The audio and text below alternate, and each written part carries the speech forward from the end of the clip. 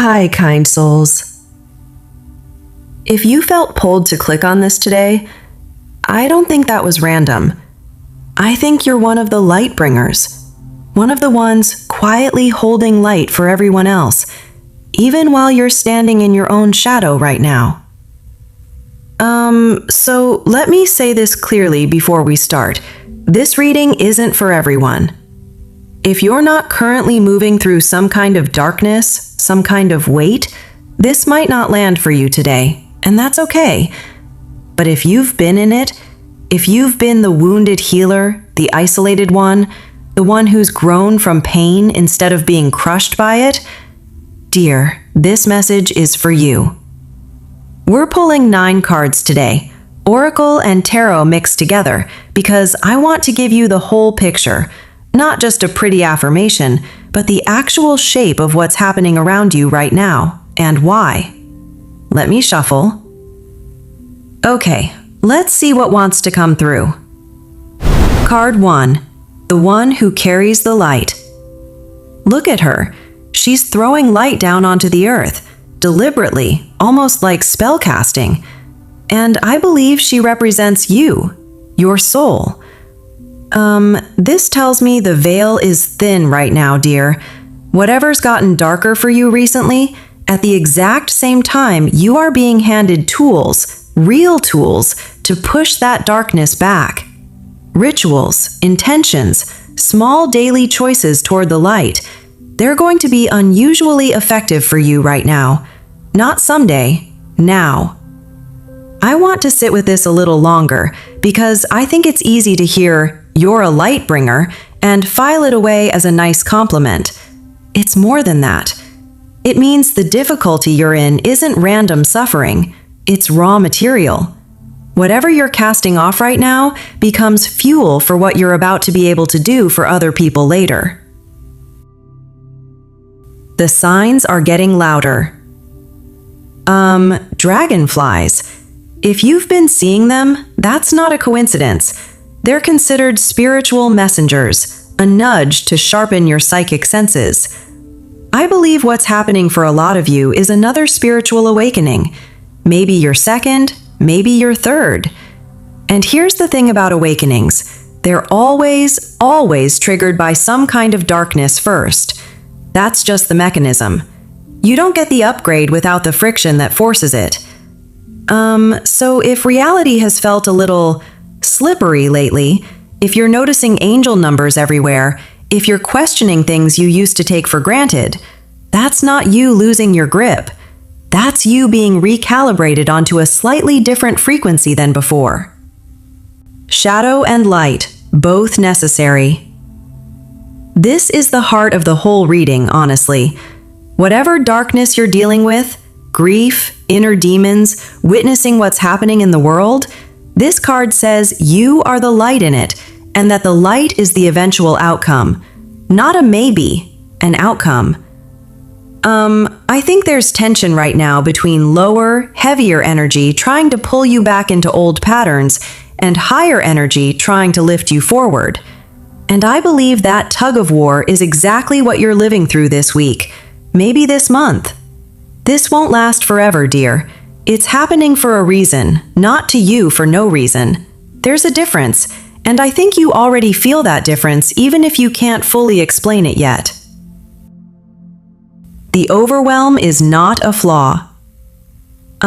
King of Cups reversed, emotional turmoil.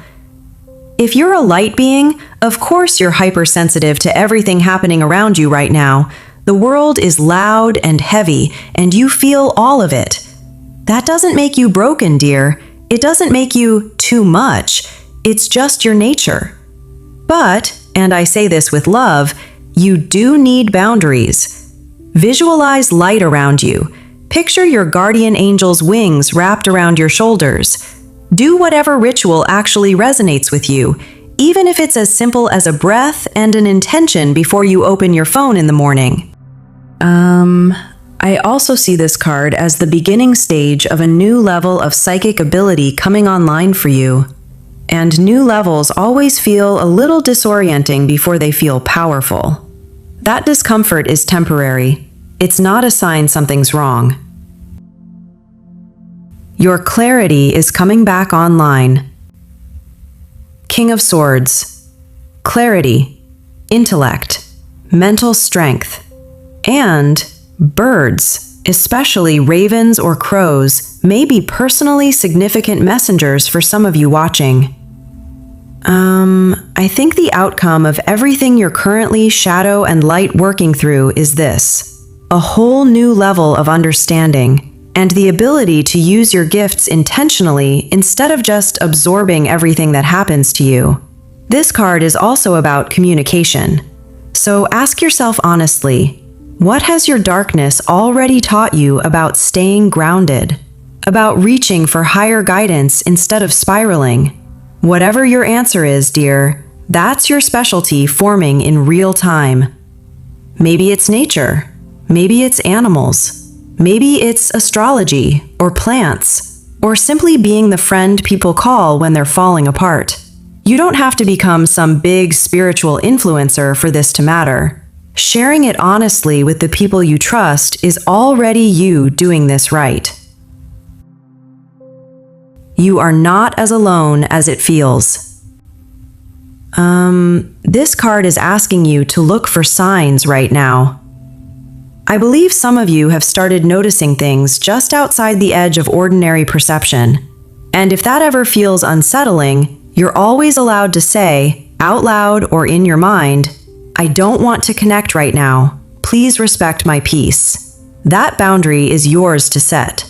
But for others, this might be an invitation, a pull toward being able to help loved ones or the loved ones of people around you find peace.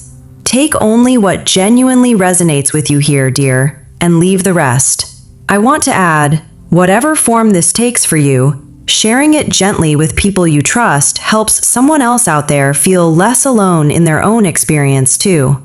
That ripple matters more than it seems. The power was always in your hands. Ace of Pentacles, reversed. But I'm pulling it upright in meaning, dear, on purpose. Look at these hands. This is healing energy, active energy, a wheel already turning. If you've resonated with anything so far, I believe you have healing hands, literally or energetically. And here's the real message underneath this card. Your current darkness might be convincing you that you're not in control, that it's hopeless. That's not true. You are in control. It's just that the way you influence this situation isn't the ordinary way. It's through your gifts, your intention, your spiritual practice. There's a new opportunity forming for you to use exactly what you've been developing, but it has to be approached in a new way, not the old way, not the way that let darkness in before.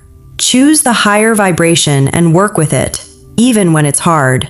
That's the whole assignment right now. The chains are breaking. Break free, sitting right at the bottom of this deck. You will break the chains, dear. Shadow and light, both necessary, both leading somewhere. And I'm seeing real fire energy here. Achievement, movement, a battle between good and evil that you are absolutely equipped to hold your own in. Whatever mountain you're currently climbing, you will get to the top of it. Call on whatever higher power you personally believe in. Ancestors, spirit animals, angels, whichever language fits you. And ask for strength and courage, not to escape the battle, but to move through it steady. One gentle note here. Winning this doesn't mean revenge, and it doesn't mean letting fear turn you hard or bitter. It means choosing forgiveness and higher ground even when the lower road would feel more satisfying in the moment. That choice is what actually breaks the chain. You are so deeply, unconditionally loved. Temperance, love, unconditional. Dear, you are loved by the people who see you clearly, by whatever higher guidance you believe in, and honestly, probably by yourself far less often than you deserve. I think a lot of you are carrying something heavy right now. Maybe heartbreak, Maybe just exhaustion from being the strong one for everyone else. Maybe something with your health or your body that's asking you to slow down and be gentler with yourself. I'm not here to give medical guidance, only spiritual comfort.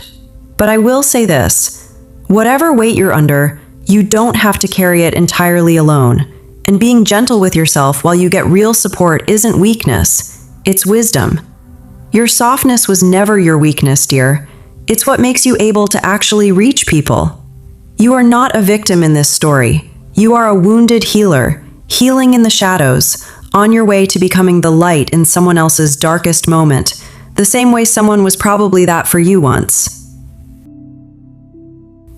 So, bringing all 9 of these together, dear, you are the one carrying the light. The signs around you are getting louder and clearer. Shadow and light are both doing necessary work in you right now. Your overwhelm was never a flaw. Your clarity is returning. You are far less alone than this feels.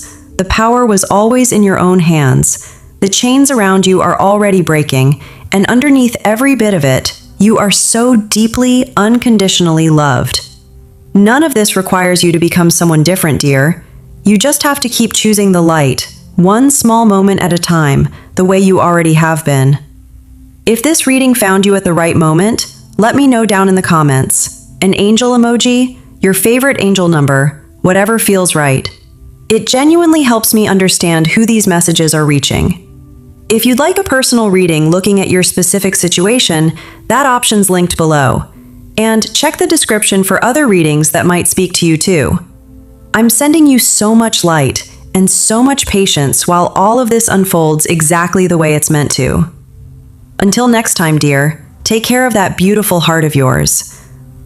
Bye, dear.